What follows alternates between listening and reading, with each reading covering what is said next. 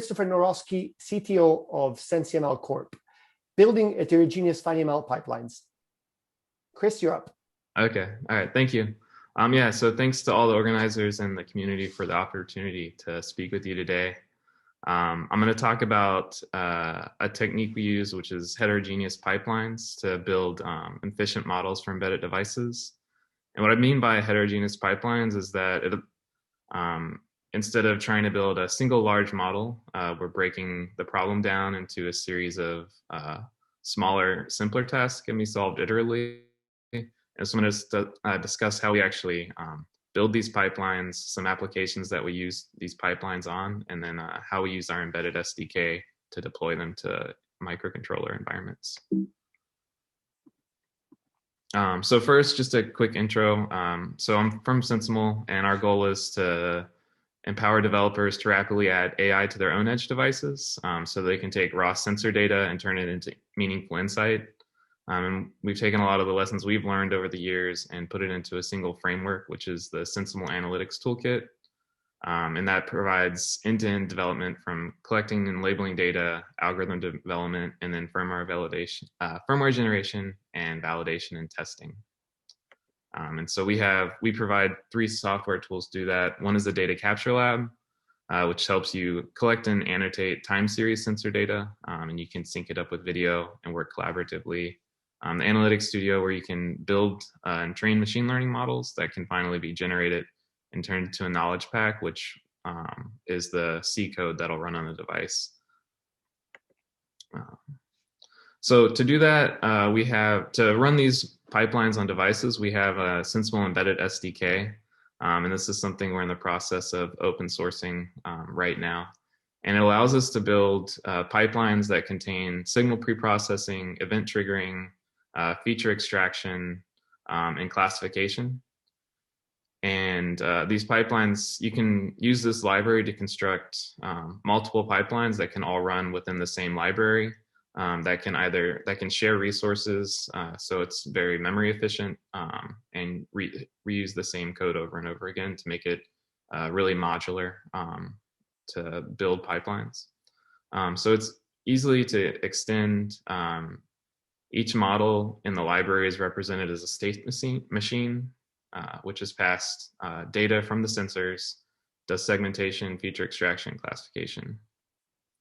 And so using this sort of SDK, we're able to really easily build out these heterogeneous TinyML pipelines. And we've seen some of our users build single libraries that have over 60 different models within them, all from a single access point using the APIs. So why are we interested in heterogeneous models? So at the embedded systems level, when you start out with a single model, you need to compute all of the features and for all of the classes at a single time. And so that even if you have classes that don't occur very often, you're still computing the features and trying to classify for that event. So with the heterogeneous model, you can break things down so that you only compute the features you need for the classification of the specific problem you're trying to solve first. And then as you go down the line, you can compute the features for the new group that you're trying to classify, and then run a new classification for that. So you can break down these larger problems into simpler, smaller problems that can be solved iteratively. And so this is especially important on embedded systems, where every feature you compute adds to latency and increases the power envelope. So just having the flexibility to be able to build models in this hierarchical way allows you a lot of flexibility to increase your battery life. Additionally, instead of needing to build a single model to identify all the classes, sometimes that leads to difficulty when you have imbalanced data.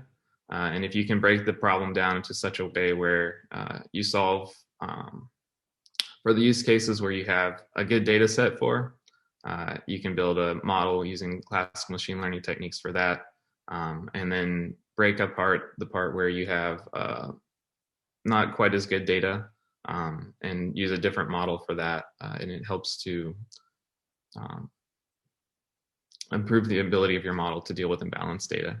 And the one downside of heterogeneous models is they're more complex to deploy, because instead of just building a single data flow to feature extraction and classification algorithm, now you're dealing with multiple different pipelines and classification. And so just keeping track of all that can be more complex. And so the tools that we use make this really easy to do.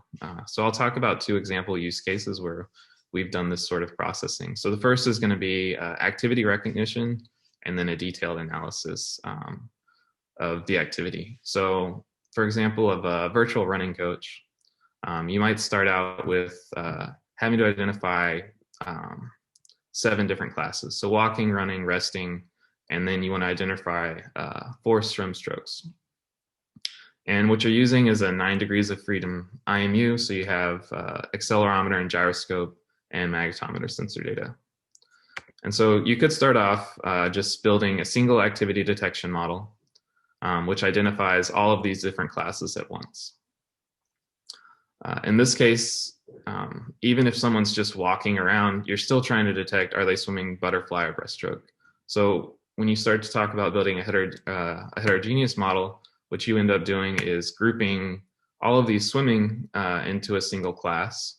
And so instead of building a model to detect all of these different classes, you just build a model to detect, am I swimming, walking, running, or resting?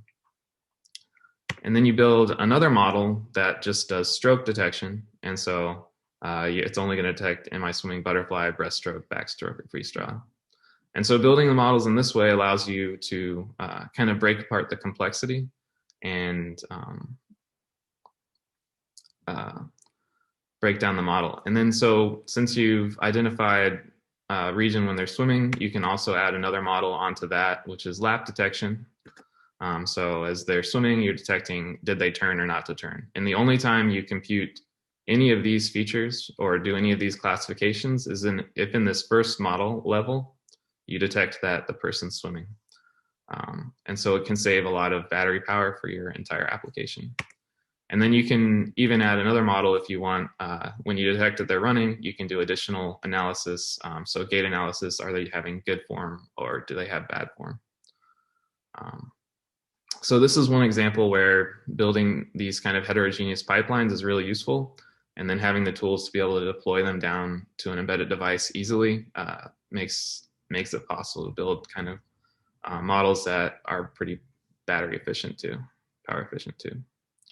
Another example that we often come across is when we talk about mixed signals. So in predictive maintenance, a lot of times you'll have audio data and vibration data. And using the two together can give you a more accurate model than if you're just looking for one or the other. For example, if you have 2 machines that are pretty similar and one's causing a problem, if you just have a microphone, you might not know which machine it's coming from, but if you have the vibration sensor as well, then you can localize the event much better. And so an example of a single model would be you have a microphone and an IMU sensor. So you're looking at the accelerometer data and the audio data. You're feeding that into a feature extractor and then sending that to a conditional, a model that's looking for, is this normal or abnormal? One of the challenges with this is the different sample rates. So the audio signal coming in is at 16 kilohertz and the IMU might be at 1 kilohertz. And so the size of the signal or the features that you're looking at don't necessarily match up really well. So one of the things we do is we actually will build 2 separate models, one to monitor for audio, one to model for IMU, and then add some heuristics at the end. So the SDK that we have allows you to build these separate pipelines for different sample rates and then combine the results. And another nice thing with that is if you're really interested in saving battery, you might start with just the simple IMU model, which is looking for condition monitoring. And then only when it detects something abnormal do you turn on your other model to also improve the accuracy. So it just gives you this flexibility to build these models thinking in terms of how do you want to actually deploy them in the field. So how would you go about building a model like this? So with SensiML, there's 2 approaches. So you can use AutoML, where you build a pipeline consisting of how do you want to segment the data, how do you want to extract features, what types of classifiers would you like to use, and it'll search over the parameter space and build a model that works. Or you can use the Python library to very specifically specify all of the parameters that you want and train a single model. And then once you've done that, you can generate firmware code for that by just clicking download, and it'll generate a C library that'll run on your device. And then if you wanted to take those models and build a heterogeneous model, you can train individual model nodes, so individual pipelines, and then combine them together using just a descriptive language that basically tells how are these models related. So you can have parent and child models, or just completely independent models. And if you have a parent and child model, like in the swimming example,